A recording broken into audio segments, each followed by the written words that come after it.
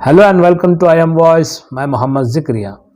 एक गैर जिम्मेदाराना बयान आया है कर्नाटक के चीफ मिनिस्टर बोम्माई की तरफ से।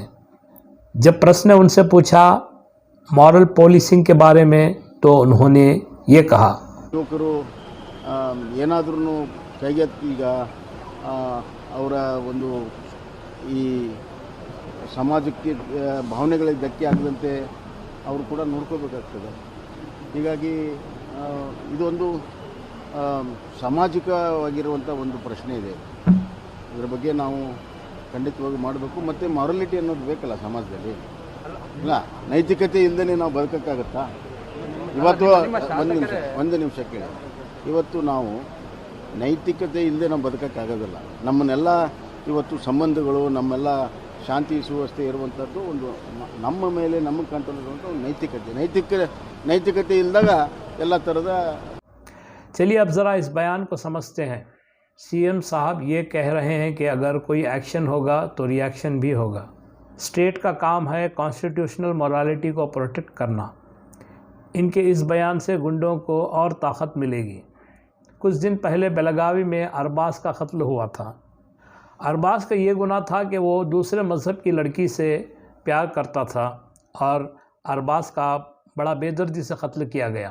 कत्ल के कई दिनों तक किसी को हिरासत में नहीं लिया गया।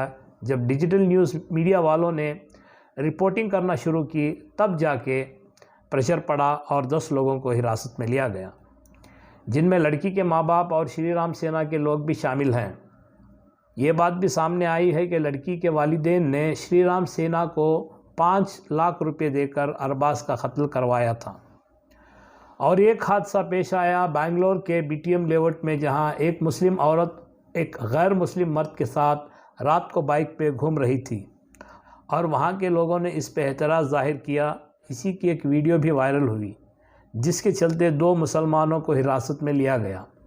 पुलिस कमिश्नर कमल पंत और ख़ुद चीफ मिनिस्टर बोम्माई ने इसे ट्वीट करके कहा कि ऐसी मॉरल पुलिसिंग बेंगलोर में और पूरे कर्नाटक में होने नहीं देंगे। इस केस में पुलिस और सीएम साहब बहुत जल्दी हरकत में आए क्योंकि अक्यूज़ मुसलमान है। इसलिए एक और केस बागलकोट का है, जहां 2 मुसलमान बच्चे टोपी पहनकर प्राइवेट ट्यूशन जा रहे थे। बजरंग दल के गुंडों ने उन्हें इतना पीटा कि उनको हॉस्पिटल में एडमिट होना पड़ा। और बात यहाँ तक ख़त्म नहीं हुई। गुंडागर्दी की हद तब पार हो गई जब वही लोग हॉस्पिटल में घुसकर उन बच्चों को धमकी भी दी। 2 एफआईआर तो रजिस्टर हुए हैं, जिसमें एक काउंटर एफआईआर भी है। अब तक किसी को हिरासत में नहीं लिया गया।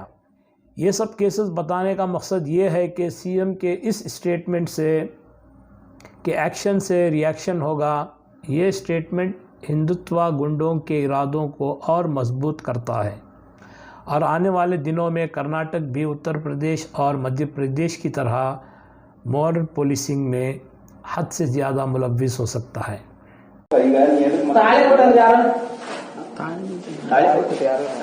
ಅಡ್ರೆಸ್ ಯಾರು ತಾಳಿ ಕೊಟ್ಟು ಕರೆಕ್ಟ್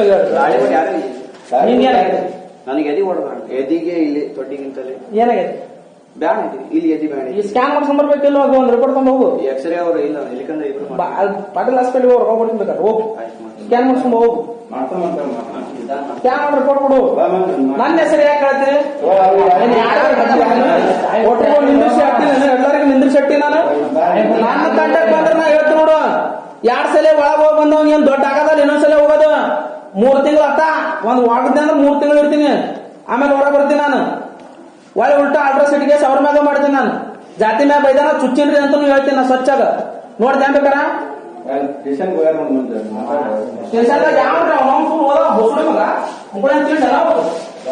ನನ್ನ ಹೆಸರು ಯಾಕೆ ಕೊಡ್ತಾರೆ?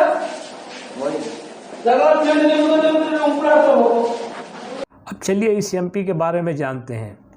ये मेंबर ऑफ़ पार्लियामेंट ऑर्डिनेंस में व्हील चेयर पर रहती है। ये है भोपाल की मेंबर ऑफ़ पार्लियामेंट और bomb blast accuse Pragya Thakur.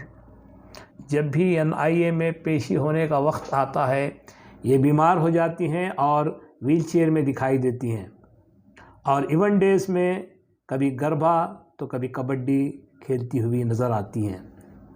Thank you for watching I am voice. अगर ये वीडियो आपको पसंद आया तो आप इसको लाइक करें, शेयर करें और अगर आप इस चैनल में नए हैं तो इसको ज़रूर सब्सक्राइब करें। Thank you.